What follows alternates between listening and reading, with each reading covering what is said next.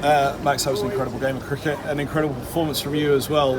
What were you thinking at the start of that when that ball was hooping out of the hand of Wood? It was a pretty unfortunate series of events for Middlesex at that point, but obviously things turned thereafter.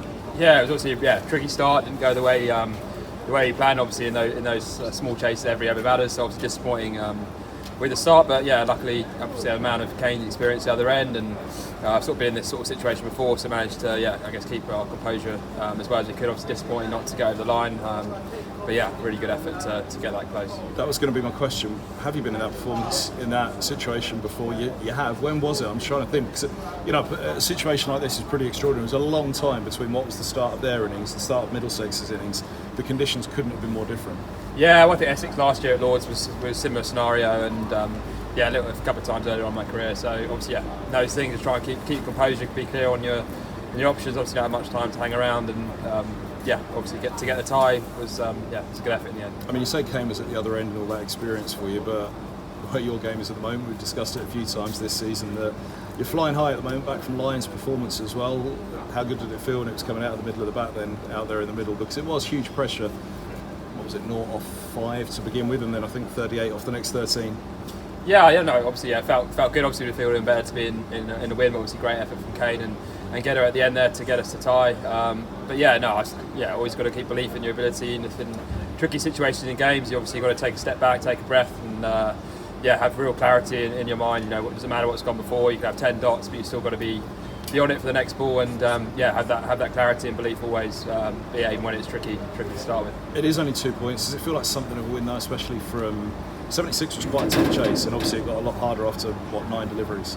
I think we probably would have obviously taken that after the first over or two. I feel belief we could chase it. I thought the way he bowled for the first few overs. Obviously, they were very dynamic, top order. I thought we're actually in a reasonable position on a good wicket with the ball, and obviously to bounce back from last night's disappointment and to get ourselves together. Obviously, credit to all the boys. So obviously take our 2 points. Disappointing not to get 4, but hopefully move on and get a win on the board on Thursday against Essex. I didn't have a chance to speak to you last night. I'd like to take you back to it. That was another incredible performance. I know it was a defeat for Middlesex, but highest score by an away side at Taunton, and then obviously as a result the highest chase by them to win it. But the steps forwards, you've been there all the way with Middlesex. The steps forwards in T20, does it feel like that in the dressing room at the moment? I guess there'll be people that say there isn't, because look at the points on the board, but the actual performances, to go to Taunton and perform like that, to come out here tonight, the side who are top of the group, stand toe to toe with them, especially when the backs are against the wall in that second over. Does it feel like Middlesex have kicked on a little in T20?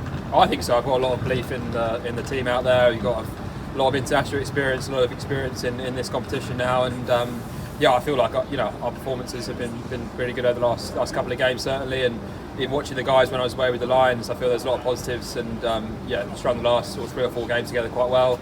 Obviously, the reality is got to win games and got to win those key moments in games. But certainly, a lot of positives from the last couple of nights, and a couple of wins on the board. The table looks very different now, so there and thereabouts, and got to keep belief in what we're doing. Is it? I mean, it's clearly going to be a case of getting on a run, but also not only getting on a run in terms of points, but it's just getting that confidence and that belief to get over the line in tight situations, I guess, is it?